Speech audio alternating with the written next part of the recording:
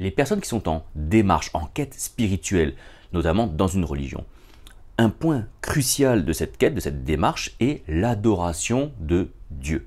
Et d'une religion à une autre, d'une spiritualité à une autre, le terme d'adoration a un sens plus ou moins différent et surtout a une mise en pratique totalement différente. Et le poids de ce que l'on nomme l'adoration de Dieu peut être plus ou moins important et peut être parfois source, on va dire, d'angoisse, source de problèmes, source de culpabilité chez le croyant.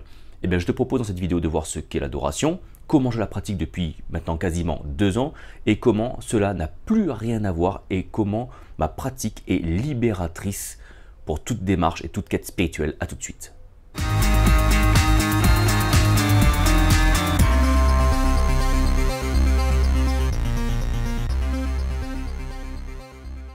Bonjour à toutes et à tous, bienvenue pour un nouveau partage sur la source intérieure et donc nous allons aborder le thème de l'adoration de Dieu, adorer Dieu, qu'est-ce que c'est, etc. Si on se base sur nos livres sacrés, je vais prendre la Bible dans mon cas, que je ne considère pas comme sacré, mais qui est mon livre d'appui, qui est la tradition dans laquelle je m'inscris, la tradition chrétienne, le terme d'adorer est très lié au terme de se prosterner. Pourquoi? Parce que le mot grec a été utilisé, proskuneo, un truc comme ça, hein, j'ai pas fait grec non plus, est à la fois traduit par adorer ou se prosterner. Et lorsqu'on a adoré et se prosterner qui est dans la même phrase, du coup, ce proskuneo veut dire adorer, qui veut dire se prosterner, et ce qui a été traduit par se prosterner, c'est un truc comme pipto, qui veut dire là littéralement tomber, chuter, s'éclater au sol. Donc l'adoration est le fait réellement de se prosterner, c'est-à-dire de se mettre en position, entre guillemets, je vais l'expliquer, de soumission, faire une révérence, vénérer quelque chose, adorer quelque chose. Adorer, c'est un terme qui vient du latin, qui veut dire prier, demander à. Lorsque l'on prend les termes grecs, c'est proskuneo, c'est littéralement se prosterner. Et se prosterner a deux sens, avoir deux compréhensions, ou plutôt dans la culture de ce moment-là, dans cette temporalité, on va retrouver deux choses. La prosternation pouvait être juste le fait de baiser la main de quelqu'un, hein, comme on le voit encore, on prenait la main de la main, petit bisou. C'était un geste, c'était une attitude de prosternation. Mais dans le milieu oriental, d'où venait Jésus, d'où venait notamment dans la culture juive qui a été longtemps en contact, déportée, etc., conquise, tout ça, par des empires, par des puissances orientales, se prosterner, c'est ce que font les musulmans encore, mais c'est aussi ce que font par exemple les samaritains encore actuellement, et peut-être même certaines branches du christianisme oriental très anciennes, c'est-à-dire que c'est se prosterner sur les genoux et venir toucher avec son front le sol. C'est le cliché de la prière musulmane, et ben en fait se prosterner, littéralement, c'est ça. C'est se mettre à genoux et de venir toucher le front, venir toucher avec son front, venir toucher le sol. Ça c'est se prosterner au sens littéral dans les cultures orientales. Moi, d'où je viens, dans le milieu chrétien, on va dire, les catholiques, pour eux, de ce que j'ai pu lire, parce que c'est pas non plus un truc que je connais super bien, mais en lisant un petit peu, je me suis rendu compte que pour eux, l'adoration passait vachement par l'Eucharistie et que l'adoration ultime, totale pour eux, c'était la messe. Voilà, c'était le moment d'adoration de Dieu, c'était la messe. Et effectivement, on retrouve ça dans certaines définitions, que l'adoration, c'est ni plus ni moins que le culte. Et moi, la branche d'où je viens, le christianisme évangélique, l'adoration, il y a carrément des ministères d'adoration. Et c'est un temps, effectivement, qu'il y a pendant ce qu'on appelle le culte. Hein, il y a la louange, il y a l'adoration, et c'est un petit peu un mélange des deux. C'est-à-dire qu'il y a la louange, c'est quand on te met les 500 décibels dans les oreilles. Et l'adoration, on baisse un petit peu le son. Et là, c'est une petite musique d'ambiance, petite musique douce, avec le pasteur ou le leader qui vient dire des petits mots gentils. Et puis on te met dans une espèce d'état d'ambiance feutrée. Et puis généralement, il y a toujours les gens qui sont comme ça, avec la main en l'air. Et puis on est comme ça, et puis on kiffe, c'est trop bien. Voilà. C'est un peu ça l'adoration, quoi. Et j'ai longtemps fonctionné comme ça. Le problème, c'est que moi, quand j'adorais, on n'adore pas de façon complètement désintéressée. Or, si on adore quelqu'un, Si on adore, le fait d'adorer, de se prosterner, c'est de le faire par révérence, c'est-à-dire de le faire par gratitude, de le faire par respect si on veut, mais surtout c'est de le faire de manière désintéressée. C'est-à-dire que tu ne te prosternes pas, tu n'adores pas en espérant quelque chose. Et là le problème c'est que avec ces croyances d'enfer et de paradis, souvent l'adoration se transforme en un geste complètement intéressé. Et je sais que moi, quand j'adorais Dieu, mon but c'était de recevoir quelque chose. J'adorais pour recevoir quelque chose. Et donc là, forcément, c'est plus vraiment désintéressé. On adore Dieu parce qu'on se dit, souvent, parfois, ça dépend des gens, mais je me dis que si moi je l'ai fait, beaucoup l'ont fait aussi, on adore Dieu parce que c'est bien de le faire et que si on fait bien les choses, alors Dieu nous le rétribuera, nous le redonnera d'une façon ou d'une autre. Et sur cette façon-là, donc ça peut être soit répondre à une prière, ça peut être pour aller au paradis, surtout pas aller en enfer, ça peut être pour plein de choses comme ça. Et là, il y a une poétesse, j'ai cité plein de fois dans mes vidéos, je le cite encore une fois ici, Rabia al-Alawiya, je pense que ça se dit comme ça, qui disait dans un poème soufi, donc c'était une musulmane, hein, dans un poème soufi, elle disait en gros que les gens adoraient par peur d'aller en enfer et par espoir d'aller au paradis, et que si on enlevait des gens la peur de l'enfer et l'espoir du paradis, elle se pose la question de savoir, au final, qui adorera encore Dieu. Et elle pense que personne n'adorerait Dieu si on enlevait dans l'humanité la peur, enfin en tout cas chez les croyants, la peur de l'enfer et l'espoir du paradis. Du coup, tu te poses la question du pourquoi tu adores? Pourquoi est-ce qu'on adore? Maintenant, si tu es dans une démarche, tu te dis, moi je veux adorer vraiment de façon désintéressée, je vais faire les choses bien, etc. Tu te mets encore la barre encore un peu plus haute, et puis tu rentres dans une espèce de tracas spirituel, tracas religieux, où tu essaies de faire les choses bien, pour pas vexer Dieu, et nanani, nanana. On va se détendre du slip tout de suite. La bonne façon d'adorer Dieu, si on la cherche dans la Bible, tout simple, Jésus nous le dit. Il dit, Dieu il est souffle, hein, Dieu est esprit, hein, et c'est en esprit et en vérité qu'on adore Dieu, et c'est ça les adorateurs que Dieu désire, quoi. Et ça le dit dans quel contexte? C'est une Samaritaine, donc c'est déjà quelqu'un qui est censé ne pas parler à Jésus, parce que Jésus est juif, elle est Samaritaine, en plus un homme et une femme, c'est compliqué, tu vois.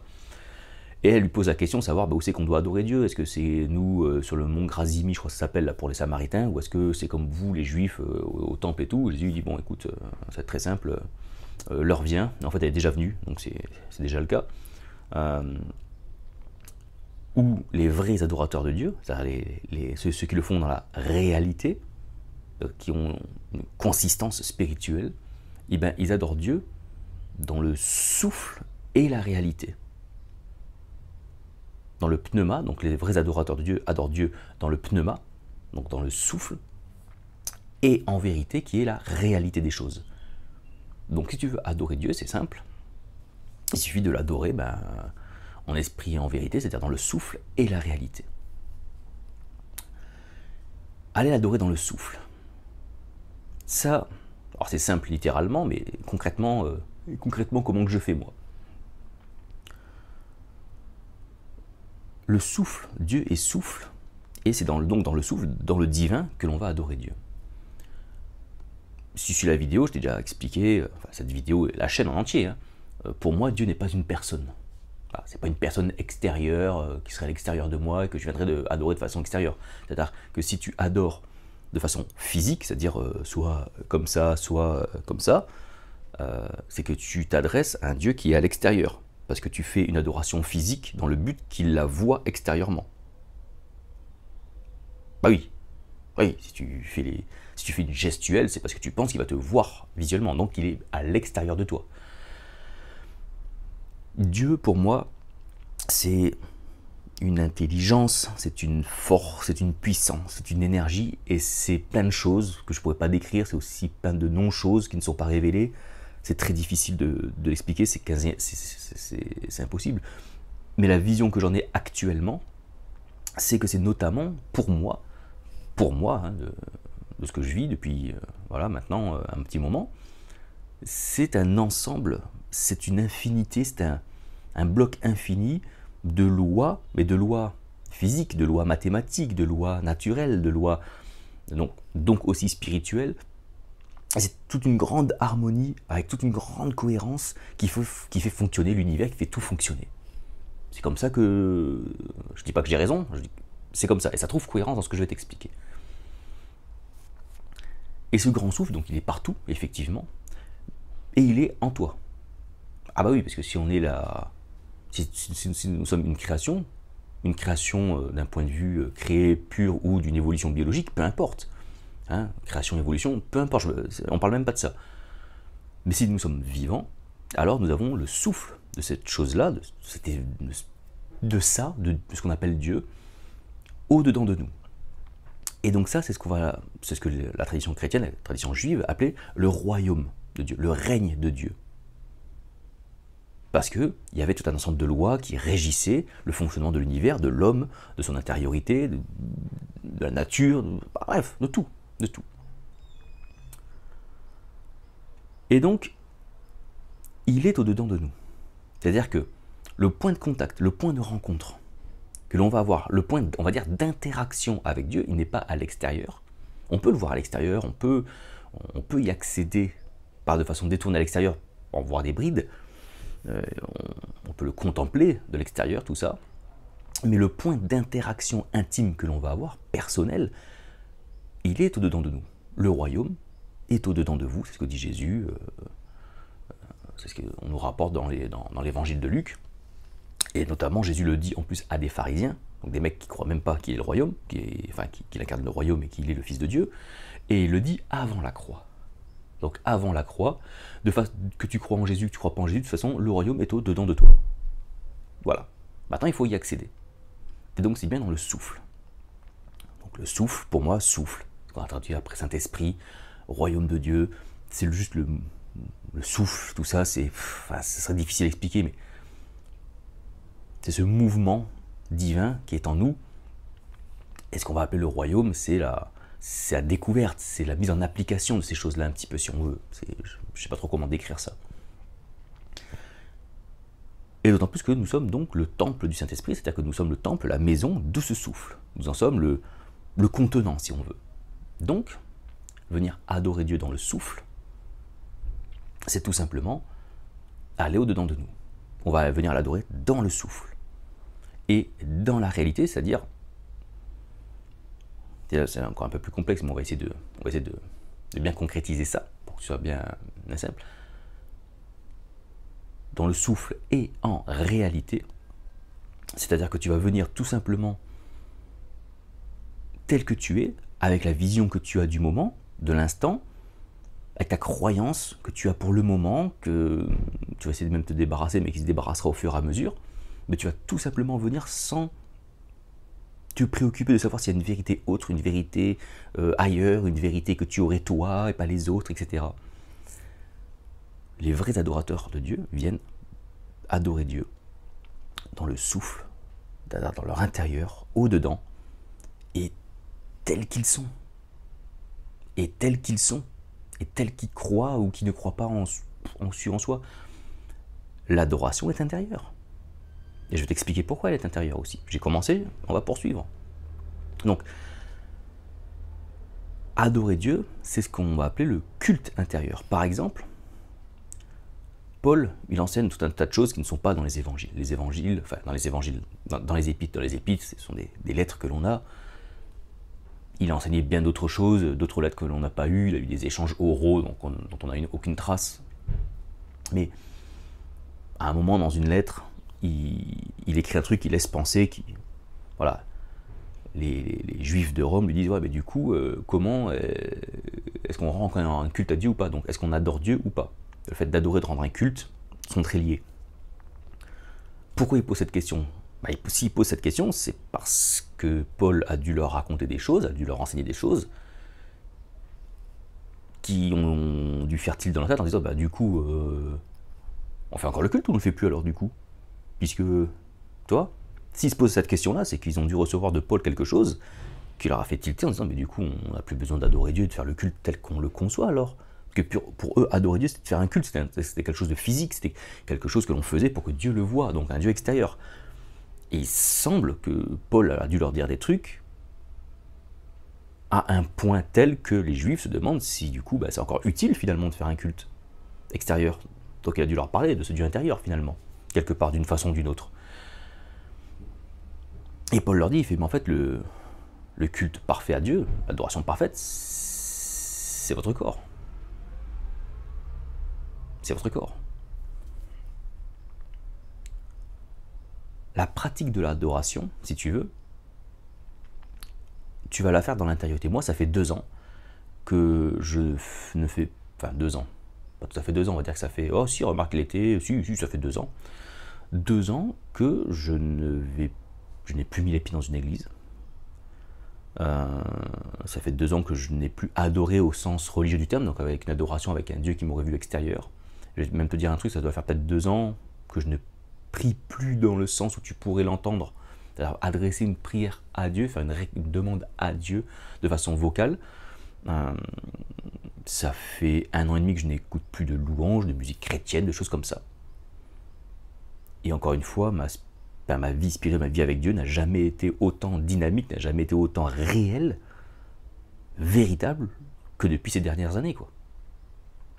Donc finalement, c'est que je ne dois pas me planter tant que ça, finalement, dans ma démarche. Si on reprend le terme d'adorer et de prosternation, c'est donc à l'intérieur dont on va se prosterner. Se prosterner, c'est-à-dire que l'on va se prosterner, c'est ce que je te partage dans les vidéos depuis un petit moment maintenant. On va se mettre à disposition du divin, on va se mettre en présence du divin. Et donc, à la place de se mettre à la disposition de l'ego. On ne va plus se soumettre, on ne va plus se prosterner, se mettre en présence, se mettre en réceptacle, en réception de ce que l'ego nous donne, puisque l'ego, lui, s'identifie à toute notre vie en contact avec l'extérieur. Et donc, nous identifions à ça, nous soumettons à ça, on se prosterne devant ça, et puis on prend ça, on est identifié à ça, l'identité vient d'au-dessus. Et donc, dans l'intériorité, par la pratique de l'intériorité, on va faire cette adoration qui est de mon je, ma conscience, qui cherche son sui, qui cherche son être, qui cherche son essence. Elle ne va plus se prosterner, se soumettre à l'ego. Dans l'intériorité, on va entraîner, exercer. Donc c'est une vraie pratique spirituelle, c'est un vrai exercice spirituel qui consiste à venir adorer Dieu, c'est-à-dire à nous soumettre, à prosterner notre je, notre conscience au divin. Et nous faire non plus esclaves du péché, esclaves de l'ego, esclaves du monde extérieur, de la matière, mais esclaves du Christ. Le Christ étant pour moi, hein, c'est avec mes mots, la rencontre entre notre conscience et le divin. C'est l'âme, pour moi. Voilà. Pour moi, après, il y a d'autres termes, d'autres explications. Voilà, pour moi, je me l'explique ainsi, on va dire. Adorer Dieu, c'est donc un exercice intérieur, qui aura des répercussions extérieures. Puisque l'adoration de Dieu entraîne la glorification de Dieu, la glorification qui est l'illumination, qui est rendre l'éclat, c'est l'éclat intérieur rendu extérieur. C'est ça la glorification. Glorifier Dieu, c'est le rendre visible à l'extérieur. Et bien en adorant intérieurement, c'est-à-dire qu'en faisant ce travail de mon vrai je, mon vrai moi, c'est pas juste mon corps qui va venir adorer Dieu, qui va venir se prosterner, qui va... Dans une quête spirituelle, tu vas passer par là, selon ta tradition, selon ta religion, et on comprend. Mais à un moment donné, on va rentrer dans l'ésotérisme. C'est-à-dire qu'on va rentrer dans le sens, dans la définition plus profonde, plus cachée entre guillemets, moins visible, on va dire. Et on va se rendre compte qu'en fait, l'adoration réelle, pourquoi elle doit être désintéressée? Parce que finalement, elle est vraiment intérieure, quoi. Elle n'est pas extérieure. Tu n'adores pas Dieu pour être vu des autres et dire « Oh, c'est un bel adorateur, t'as vu comme il prie bien, t'as vu comme il adore bien, oh là là ». L'adoration, c'est juste que mon je, c'est-à-dire ma conscience, ma conscience qui me fait prendre conscience que j'existe, hein, cette conscience-là, on va l'amener à se prosterner, c'est-à-dire à à la mettre sous l'autorité, oui, on va dire sous l'autorité du Christ, de l'âme, du divin. Et donc, tout ça se fait dans le souffle, dans le divin, tout ça. Adorer Dieu dans le souffle, c'est adorer Dieu dans le spirituel, adorer Dieu dans le Saint-Esprit, c'est adorer Dieu dans cette respiration, c'est adorer Dieu dans ce qui est intérieur, là où se trouve ce souffle, à l'intérieur de nous, dans le temple que nous sommes. Et donc l'adoration, pour moi, est intérieure. Après, si tu veux, tu peux donner une forme extérieure parce que ça, tu peux faire ton truc intérieur. Je sais ce qu'on va me dire. On va me dire oui, mais nous, quand on le fait comme ça, comme tu dis, en te moquant de nous, ben, on le fait aussi à l'intérieur. Ok, ben, c'est très bien. Je ne suis pas sûr que tous le font comme ça. Comme je te l'ai dit, moi je le faisais de façon extérieure, j'avais rien compris à l'adoration. Donc je me dis que si moi je m'étais planté, il y en a plein d'autres qui se plantent. Et c'est très facile, après avoir écouté ce que je viens de dire, de dire ah non, mais moi aussi je le fais à l'intérieur. Peut-être. Je dis, il y en a qui le font comme ça, c'est-à-dire qu'ils ont compris et ils accompagnent leur adoration intérieure par une gestuelle extérieure, avec de la musique et tout. Clairement, quand tu goûtes à l'adoration intérieure, pour moi, enfin, le reste, t'en as plus besoin.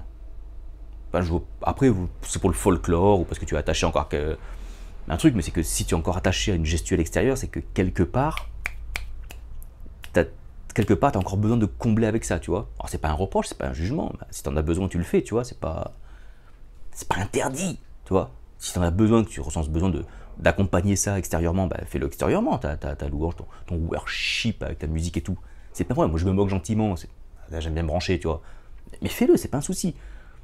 Mais dis-toi que dans ta tête, c'est que quelque part, il y a besoin de combler. T'as pas encore chopé le truc de l'adoration intérieure. J'allais pas dire complète, parce que j'aurais pas la prétention de dire que j'adore de façon parfaite, tu vois. Je pense pas.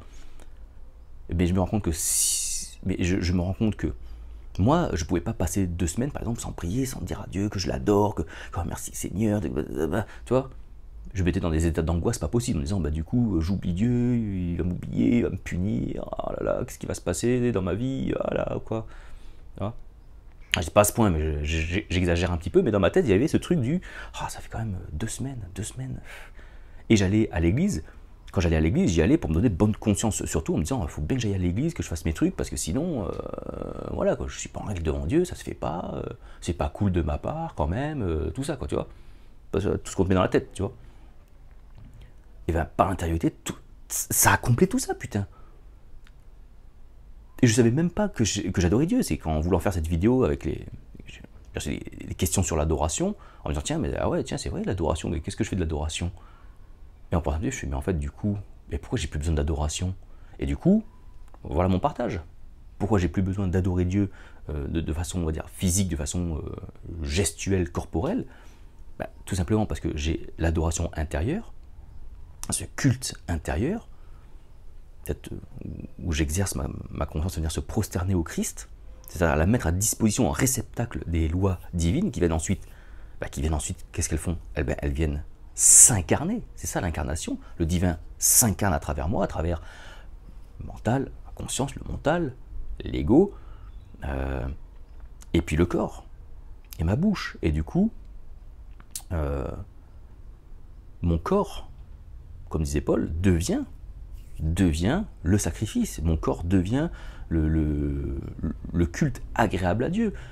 Dieu veut s'incarner. Dieu crée, ne cesse de créer, il veut s'incarner. Il veut ça. C'est même pas qu'il veut ça, c'est sa nature. C'est son essence de s'incarner. C'est même pas une volonté. Je sais pas comment dire, quoi. Toi, c'est comme si tu fais... comment je pourrais... C'est comme quand t'as un toboggan, où si tu me faisais... Quand il pleut sur une pente, tu vois, l'eau, elle ruisselle parce qu'elle suit la gravité, tu vois.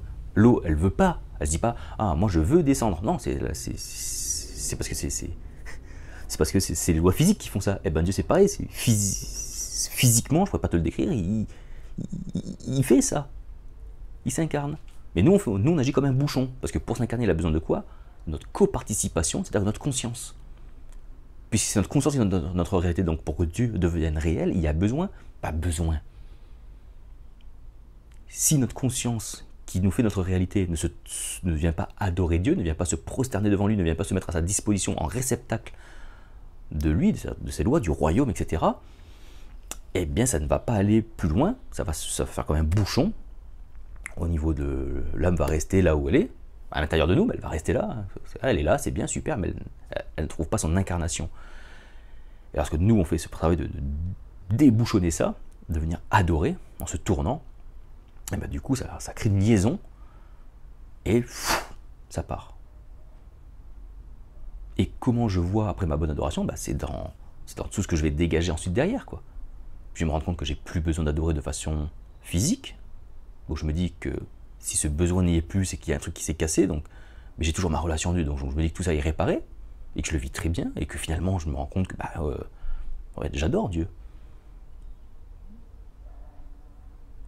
Et à la fois lorsque je pratique l'intériorité, et je l'adore de façon, on va dire, continue, parce que, ça, comme je t'ai dit, l'intériorité, après, ça crée comme une dynamique, une inertie, qui fait que ça prend, ça s'incarne, toujours plus, quoi. Et pourquoi Dieu veut qu'on l'adore? Il se place pas comme une personne qui dit, moi, je suis le chef, je suis le grand patron, je veux qu'on m'adore. Bande de sous-merde, prosternez-vous à mes pieds. Mais c'est rien à voir. Il dit, je parle à la place de Dieu, moi. Je suis le divin, mon essence même fait que je m'incarne en tout, car je suis le créateur de tout, et je ne cesse de créer, de m'incarner, de vivre dans tout ce qui est créé.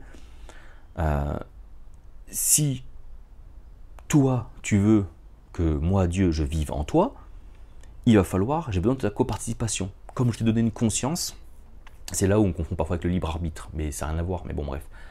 Alors, je souffle continuellement, parce que je suis ce souffle qui appelle, et à un moment donné dans ta vie, pour X raisons, X circonstances, cette conscience qui faisait comme un bouchon parce qu'elle tournait dos à Dieu, elle vient se repentir, elle change de direction, pouf, et là elle prend, et là elle capte, elle est comme un réceptacle, et là Dieu se déverse, et ça s'incarne derrière. Là c'est schématisé, je ne sais pas si c'est très clair, toi, ce que je viens de dire, mais c'est que ça, et donc ça s'incarne, et donc ça se voit à l'extérieur, et donc ton adoration devient aussi extérieure. En tout cas, son résultat se voit dans ta façon de parler, dans la façon d'agir, mais pas parce que ça va être lié à une morale, et du coup, tu vas faire une bonne morale, tu agis bien en fonction des bonnes choses. Non, on est tous différents. Et une même adoration chez une personne ou chez une autre va prendre des formes de caractère différentes. On n'est pas dans un jugement de dire sur les sites chrétiens, quand tu tapes adorer Dieu, tu vas voir plein de sites chrétiens, tu as un mec qui s'appelle adoredieu.com ou un truc comme ça. Je te dis en gros, si tu adores Dieu, dis-moi ce que tu fais, ce que tu vois, je te dirai comment tu adores les choses. Putain, mais c'est quoi ce jugement de merde, quoi? C'est quoi ce jugement à la con? T'as plein de gens qui ont quand tu vas les voir physiquement, tu vas te dire, putain, le mec, il est à la rue, il comprend rien, regarde-moi ce qu'il fait, il fume, il picole, regarde-moi ça, il y a toutes les gonzesses qu'il a.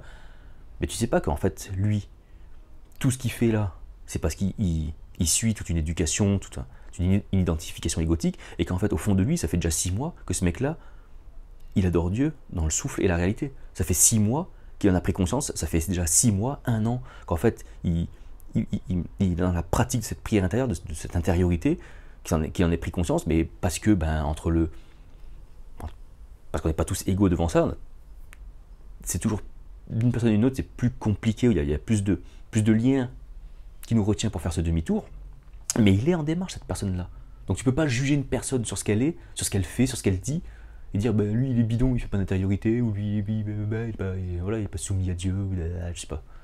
Ça n'a rien à voir, parce que cette personne-là, ça fait 6 mois, 1 an qu'elle a commencé ce truc, il y a plein de choses à réparer, il y a plein de choses que le divin va réparer en lui, et pour l'instant, tout ne se voit pas, il n'y a pas grand-chose même qui se voit. Mais c'est pas ça qu'il juge, il va juger, c'est-à-dire qu'il va mettre en crise des trucs qui sont à l'intérieur, c'est à l'intérieur qui va tourner les choses, pour qu'elles se voient ensuite extérieurement. Ah, allez. Je te remercie. J'espère que cette vidéo a été assez claire. Hein. Je fais comme je peux toujours avec mes mots, mais je pense que tu as compris un petit peu ce que je voulais t'expliquer sur l'adoration. Et je te remercie d'ailleurs pour ton attention. N'oublie pas, comme d'hab, t'abonner à la chaîne, liker la vidéo, puis n'hésite pas à commenter, à me mettre un commentaire, des questions en dessous de la vidéo, si tu as des réflexions, des trucs comme ça. Et puis moi je te dis à très bientôt pour un prochain partage. Ciao ciao.